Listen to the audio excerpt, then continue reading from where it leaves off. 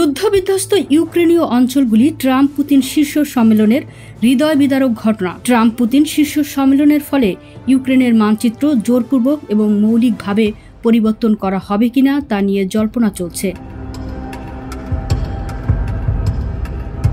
Russia 2011 সাল থেকে ইউক্রেনের বিশাল অংশের উপর দাবি করে আসছে, যখন রাষ্ট্রপতি ভ্লাদিমির পুতিন তার প্রথম পদক্ষেপ নিয়েছিলেন।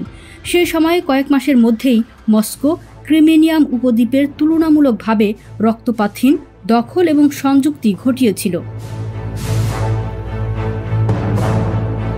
কিন্তু এরপরে পূর্ব ডনবাস অঞ্চলে, বিশেষ করে দুটি অঞ্চল বা ওব্লাস্ট বা দোনেস্কো এবং লুহান্স্কো নামে পরিচিত, রাশিয়া সমর্থিত বিচ্ছিন্নতাবাদী আন্দোলন শুরু হয়।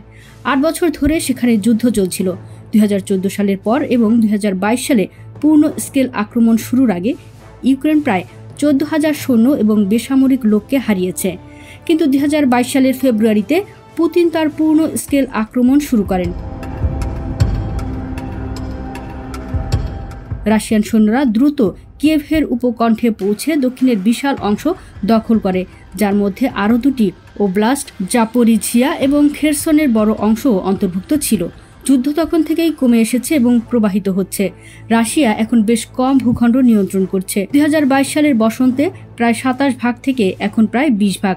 পূর্বে রাশিয়ান বাহিনী অগ্রসর হচ্ছে, কিন্তু খুব ধীরে ধীরে এবং প্রচুর মূল্য দিতে হচ্ছে। ইউক্রেনের রাষ্ট্রপতি ভলোদিমির জেলেনস্কি বলেছেন যে এখন একটি নিঃশর্ত যুদ্ধবিরতি প্রয়োজন। ইউরোপীয় মিত্ররাও যুদ্ধ বন্ধের উপর জোর দিচ্ছেন।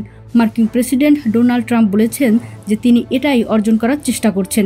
কিন্তু পুতিনের সাথে তার আলাস্কা শীর্ষ সম্মেলনের আগে ট্রাম্প পরিবর্তে আঞ্চলিক বিনিময়ের কথা বলেছেন। এটি কিয়েভ এবং ইউরোপ জুড়ে হতবাক করে দিয়েছে।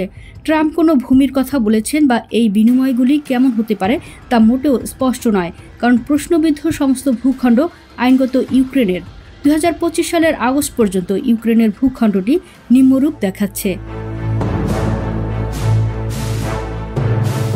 লুহানস্ক এবং দোনেৎস্কের পুরো অঞ্চলের উপর মার্কিন যুক্তরাষ্ট্র তার নিয়ন্ত্রণ প্রসারিত করতে খুব আগ্রহী। কিছু প্রতিবেদনে বলা হয়েছে যে পুতিন দাবি করছেন যে উভয় অঞ্চলে তাদের নিয়ন্ত্রণাধীন অবশিষ্ট অঞ্চলকে ইউক্রেনকে হস্তান্তর করা হোক, কিন্তু এর অর্থ হবে কিয়েভকে সেই স্থানগুলি ছেড়ে দিতে হবে যেখানে হাজার হাজার ইউক্রেনীয় সৈন্য রক্ষা করার চেষ্টা করে মারা গেছে। ক্রামাটোরস্ক এবং সোভিয়ানস্কের মতো শহরগুলো এবং উত্তর ও পশ্চিম ইউক্রেনীয় ভূখণ্ডটি সুরক্ষিত রেখা। প্রতিবেদনে ঝিনুক রহমান, কণ্ঠে সুমনা সোমা, ওয়ার্ল্ড ভিউজ।